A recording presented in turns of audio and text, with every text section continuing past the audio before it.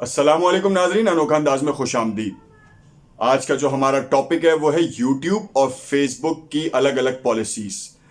पाकिस्तानियों के लिए अलग है और इंडियंस के लिए अलग है। आखिर ऐसा क्यों है और इसके सबूत क्या हैं?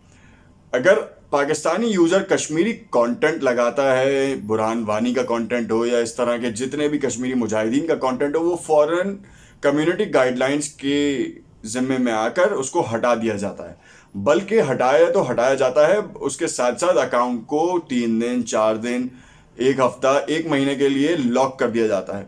और अगर मुसलसल ये काम किया जाए तो अकाउंट बंद भी कर दिया जाता है। अगर हमने पिछले दिनों बहुत से यूजर्स के अकाउंट जो हैं बंद कर दिए गए और बहुत से वेरीफाइड पेजेस बंद कर दिए गए, सिर्फ और सिर्फ इस वजह से कि उनका कंटेंट कश्मीर बेस्ड था या कश्मीर के इश्यूज को हाईलाइट कर रहा था। अब ये बात यूट्यूब और फेसबुक क्यों, मतलब इस चीज़ को रखेंगे तो मैं आपको इसकी वजह बता दूं कि यूट्यूब और फेसबुक का जो रीजनल ऑफिस है वो इंडिया में है, वहीं से मॉनिटर हो रहा होता है। आपने ये देखा कि पाकिस्तान में ना फेसबुक का कोई ऑफिस है ना यूट्यूब का ऑफिस है। जितनी भी मोनेटाइजेशन के सॉल्यूशन या एलिजिबिलिटी होती है वो इंडिया से अप्रूव्ड होती है। आपके पास फेसबुक यहाँ पे आपको मोनेटाइजेशन अलाउ नहीं करता, यूट्यूब यहाँ पे आपको अलाउ करता है मगर फेसबुक आपको अलाउ नहीं करता। और फेसबुक पहले ये मॉनिटर कर रहा होता है मुसलसल कि आपके कंटेंट में कोई ऐसी चीज़ तो नहीं जो कि कम्युनिटी गाइडलाइंस के खिलाफ हो। अब एक तरफ इंडिया के लिए कश्मीरी मुजाहिदीन दहशतगर्द हैं और पाकिस्तानियों के लिए वो मुजाहिद हैं और शहादत का रुतबा रखते हैं।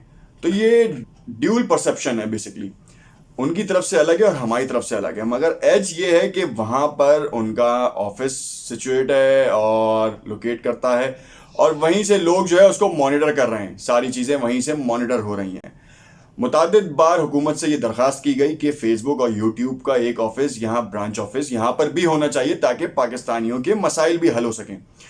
जैसे कि आपने देखा कि फेसबुक की मोनेटाइजेशन यहाँ पे ऑन नहीं है, मुतादिद कंटेंट क्रिएटर्स जो है वो फेसबुक से अर्न नहीं कर सकते। इंस्टेंट आर्टिकल एक अपनी जगह पे, इंस्टेंट आर्टिकल की जो रीच होती है, अगर आपने देखा हो बहुत से लोग जो फेसबुक मार्केटिंग और पेजेस रन कर रहे हैं उनको ये बहुत बखूबी अच्छी तरीके से मालूम होगा कि ऑर्गेनिक रीच इस वक्त बिल्कुल डाउन कर दी गई है।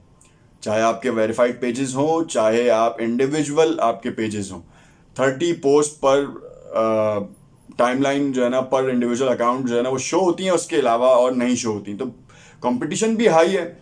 उसके बाद ऑर्गेनिक रीच इन्होंने बिल्कुल डाउन कर दी है क्योंकि उनका एड नेटवर्क उनको रन करना है, तो इसकी वजह से अब उसके ऊपर सोने पे सुहागा ये कि वो कंटेंट बंद कर देते हैं और रिस्ट्रिक्ट कर देते हैं आपको, कम्युनिटी गाइडलाइंस की के हवाले से आपको हिट करते हैं ताकि आपका अकाउंट लॉक हो जाए। कल हमने देखा कि यूरोप के एक ग्रुप ने इन्वेस्टिगेशन की और जिसमें उन्होंने ये इंडिया का भांडा फोड़ा कि पाकिस्तान दहशतगर्दी के पीछे है। ये बात पाकिस्तानियों ने नहीं, यूरोपियन यूनियन की एक मुल्क ने, एक आज़ाद इदारे ने उधर उस मुल्क के, उसने इन्वेस्टिगेट किया और उसने बताया 550 डोमेन्स उन्होंने इस्टेब्लिश किए। 15 ईयर्स का डोमेन अथॉरिटी है।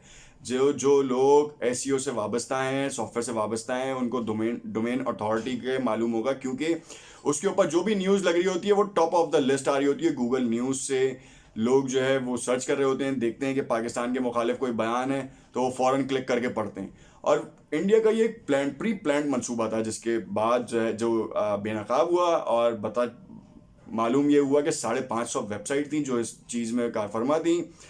फेक मीडिया आउटलेट से जो ये सर्कुलेट कर रहे थे कि पाकिस्तान के हवाले से कि पाकिस्तान में ये हो रहा है, वो हो रहा है, फ्री बलूचिस्तान की कैंपेन, गिलगित बल्तिस्तान, ये सारी चीज़ें तो चलती नहीं, ये तो आया हो गई यूरोपियन यूनियन ने। मगर यूरोपीय यूनियन ने ये नहीं बताया कि यूट्यूब और फेसबुक भी इसमें शामिल है। कैसे शामिल है मैं आपको बता दूं। आप कश्मीरियों के कंटेंट को भी बैन करते हैं और इंडियन रिलेटेड कंटेंट को भी बैन करते हैं। बहुत से, मैं खुद हमने पर्सनली इस चीज़ को ऑब्जर्व किया और फेस किया है कि कश्मीर से रिलेटेड कंटेंट हो या इंडियन आर्मी से रिलेटेड कंटेंट हो, वो बैन हो जाता है। उसके वो कंटेंट रिमूवल रिक्वेस्ट भी पड़ती है और साथ साथ उसके ऊपर आपको हिट भी लेनी पड़ती है।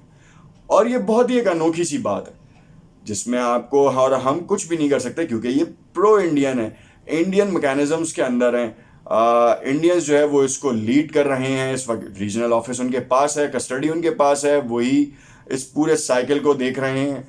और कोई बईद नहीं कि वहां पे भी इस चीज को लीड किया जा रहा हो, जैसे कि ANI नेटवर्क लीड करता रहा है पिछले दिनों भी और आने वाले वक्तों में भी करता रहेगा।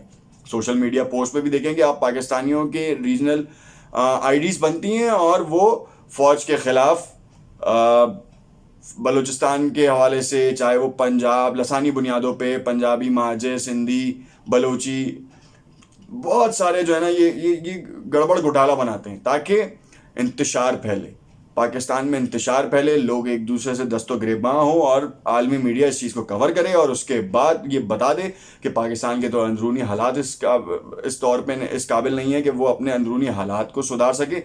और वो इंडिया में भी यही काम करता रहा है और इसके सबूत ये हैं। जब से पाकिस्तान ने डोजियर दिया है इंडिया को, उसके बाद इंडिया की बौखलाहट देखने वाली है। चीज़ें आपको बाद में बताता रहूँगा कि यूट्यूब और फेसबुक ने और क्या क्या चीज़ें की हैं। मैं आपको नाम इस वक्त इसलिए रिवील नहीं कर रहा था कि किन किन लोगों के, क्योंकि वो एक एक हफ्ते, एक एक महीने के अकाउंट सस्पेंशन के ऊपर हैं। जैसे ही अगर वो एक्टिव होते हैं या परमानेंट उनका क्लोजर होता है तो मैं आपको उनके नाम भी डिस्क्लोज करूंगा और बताऊंगा कि ये इस वजह से हुए हैं।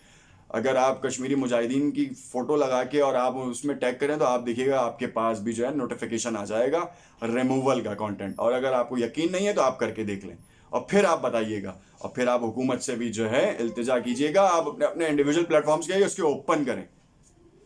उम्मीद करता हूँ ये अच्छी लगेगी वीडियो और कमेंट्स में अपनी राय से ज़रूर आगाह करें। शुक्रिया।